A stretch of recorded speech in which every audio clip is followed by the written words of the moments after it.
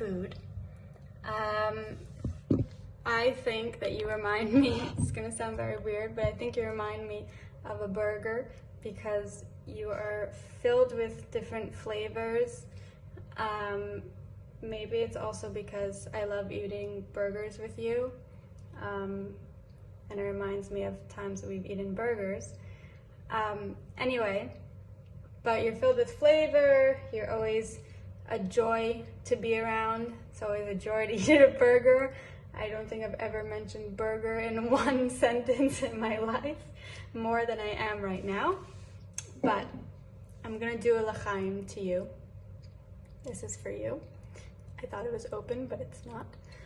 And I just wanna wish both of you a life filled with not only happiness and tons of children, but also just one that you're able to learn from each other and just continue to grow together, and definitely have respect for one another. Sometimes it can be hard, and after a long day of work you can be really tired and everything. We're all human after all, but I just want to say that as long as you guys form some kind of partnership and establish, which you've already established, your friendship and commitment, but as long as you're constantly giving each other the respect that you both deserve, I think that it creates a really nice environment and a really nice marriage. What food do I think you would be if I was to think of you? The first thing I thought of was chicken schnitzel, because I know it's your favorite food.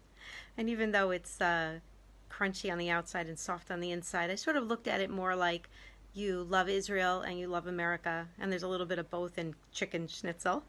And you're super warm and friendly, and you go the extra mile for people, and schnitzel is a comfort food, and you are a comfort to anyone that ever needs your help. The second one is a tip for getting married, and Alan actually had some input on that one. It was, make sure Evan knows that he'll never win a fight. You'll always be right. That's just the way it is. Let him learn quick. And women rock, right? Wives are always right. And that was Alan's input. And also, seriously, that let's try to be the best for each other and always look at each other with a positive light and the benefit of the doubt. And the last thing was l'chaim. Cheers to you, health, happiness, a long life, a happy life together, and lots of kids. That's very important for me. Love you, and send you hugs and kisses to you and the whole family. Alright, so if I had to choose a food that most describes Erica, I would choose an orange, and there are a few reasons why. One is because they are super, super sweet, and obviously, as we all know, Erica is the sweetest person that has ever touched this earth, so that's self-explanatory.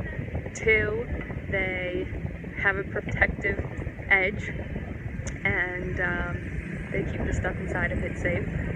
The same way Erica is always protecting the people closest to her. I think she's always looking out for the people around her, whether she knows them or not. It's also just a classic Erica. Three, the longer it sits, the longer it ripens, and Erica, the longer you know her, the sweeter and better she gets. It just goes uphill. There's really no downhill with Erica. And four, she, stick with me here, she cares so much about other people that she always wants the best for them, the same way a fruit provides you with all the nutrients and vitamins that you need, and is something healthy for other people, as opposed to sugar. I didn't say sugar, because sugar could also be bad for people, but there's nothing bad about Erica for anybody. It's just all good things, just like an orange. Hi Erica, if you were a food, you would be ketchup, because ketchup complements whatever food it's on, and you and Evan complement each other and make each other better. Here's my most important advice to you. Never put your ketchup in the refrigerator.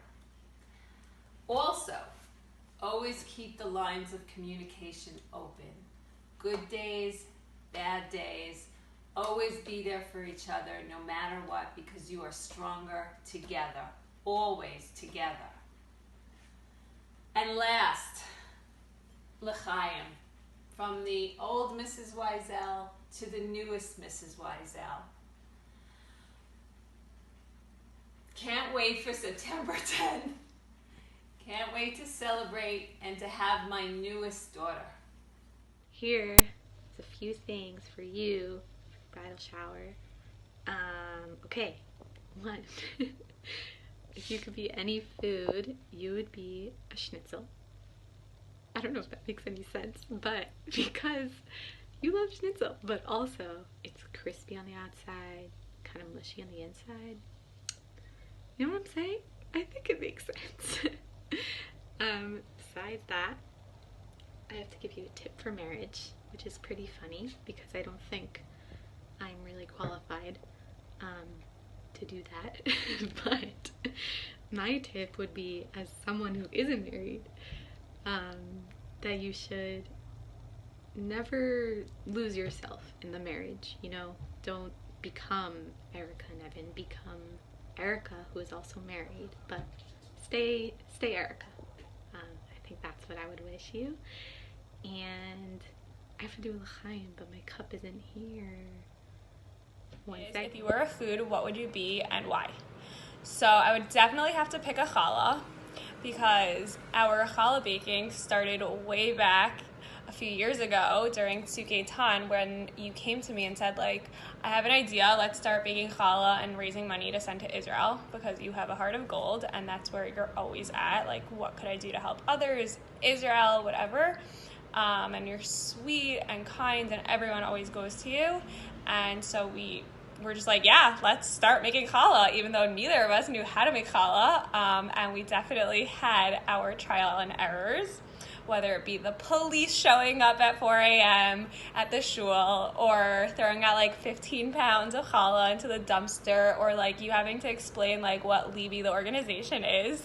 But look at us now, like, look at you, you're making challah bakes all the time and always davening for people, and it's so special, and it really does describe you. So I would definitely have to say challah. Second thing is, I'm supposed to give you marriage advice, which I don't really have, but from my parents or grandparents or friends, I just think I've learned that something that's so important is to always be super respectful of each other, and always, even during harder times or easy times, just to always take each other's perspectives into consideration, and just always have the utmost respect for each other, and just have so much happiness. So I would say that if Erica were to be a type of food, she would obviously be something sweet, because obviously Erica has the sweetest personality, but at the same time you definitely have some sass, you know. So I was thinking you would be something like a Crunch bar or a Toffee bar, which, by the way, Toffee bars are my favorite chocolate. And because, you know, they're sweet and they have that crunch, they have that something a little extra, which is definitely you. And if I were to give you a tip for marriage, I would say don't stress about the little things, because at the end of the day, who really cares? You know, we tend to get caught up on things that really aren't so important. You know, we should just focus on being happy and healthy, which, you know, God willing, we all are. So that should just be our main thing. So there's a few things that we were supposed to say, and I will remember them in a second. Okay, got it.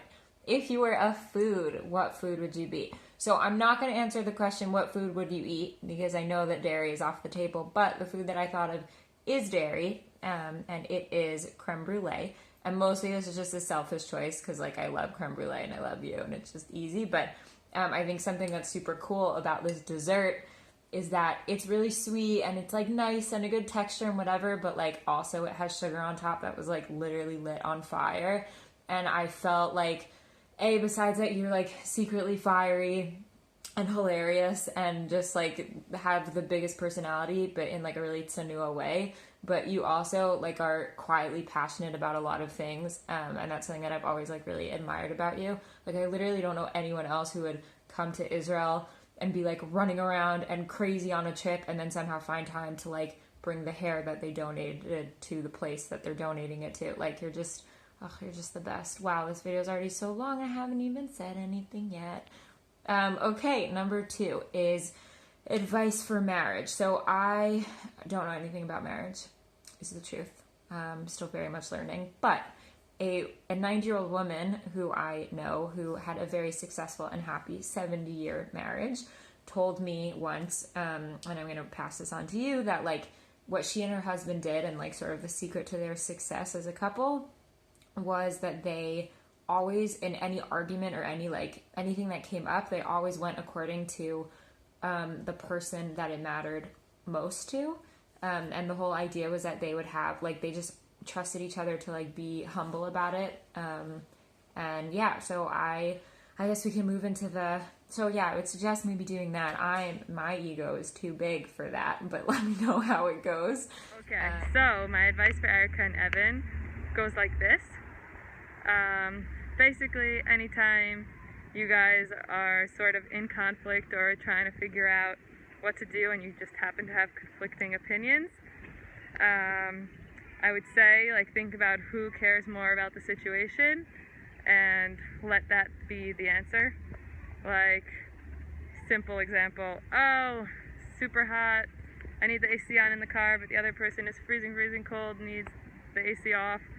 Like, whoever cares more or is suffering more from the situation, that should be the way that it goes. And I know that's a bit hard to sometimes see, but if you're both always thinking about the other person and can see the other side and actually put yourselves in their shoes, then I think it's always possible to reach a conclusion and then feel happy about that decision. Now, I know you've always been trying to get me to drink, and so I have a little surprise for you.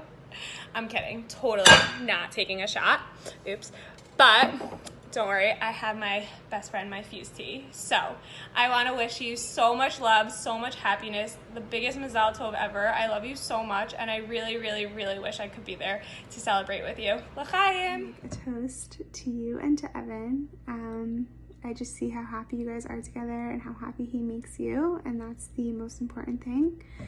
And you know, I know you guys are gonna create an amazing and beautiful life together.